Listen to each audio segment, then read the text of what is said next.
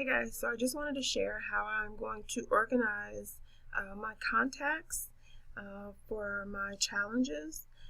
Facebook has too much going on, so I'm going to use Trello.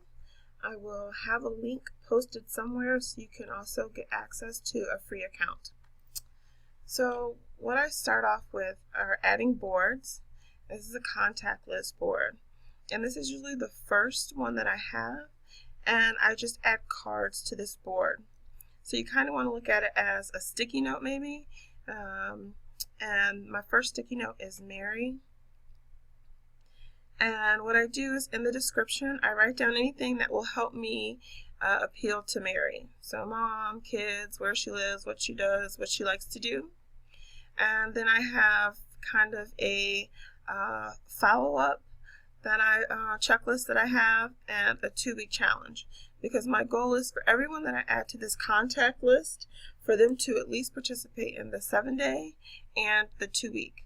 The 7-day is completely free.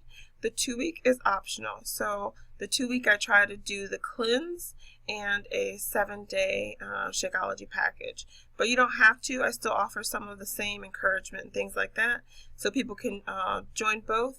But it's really to build trust. So the 7-day is completely free. The 2-week has options to it.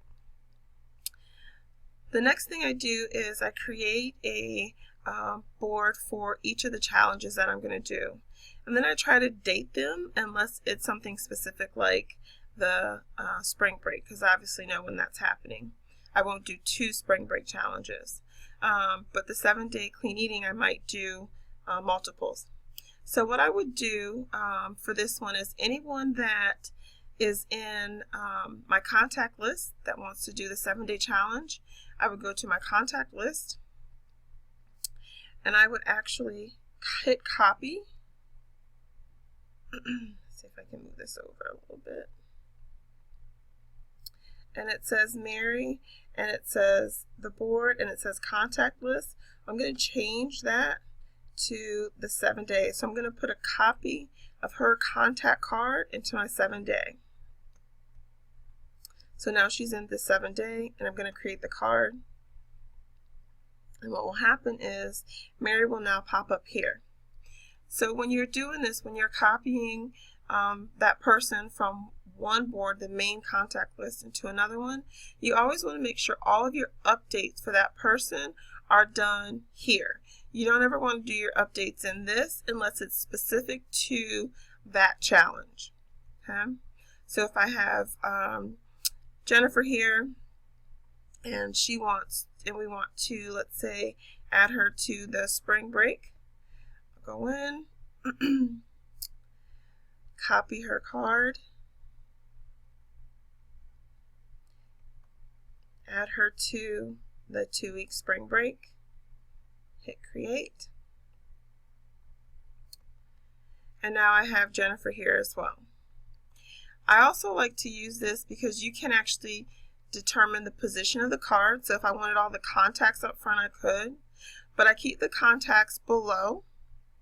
And what I do is I list like each day of the week what my plans are, or a checklist for me.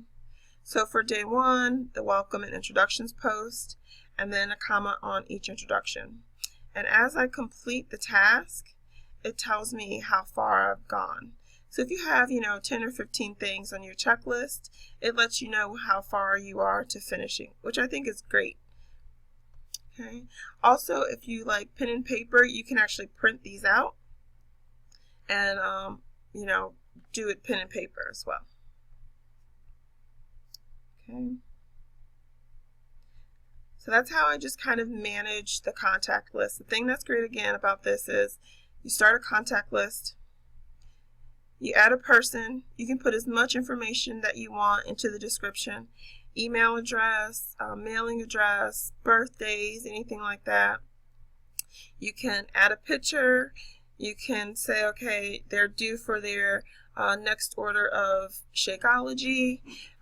Maybe a couple of weeks out, I want to email and say, hey, are you good with the chocolate, or do you want to try strawberry? Now's the time to make the adjustment. And this can actually sync with my Google Calendar. So If you have any questions, leave them in the comment box below. But yeah, this is how I plan to organize my contact list and my challenge groups. I hope this helps.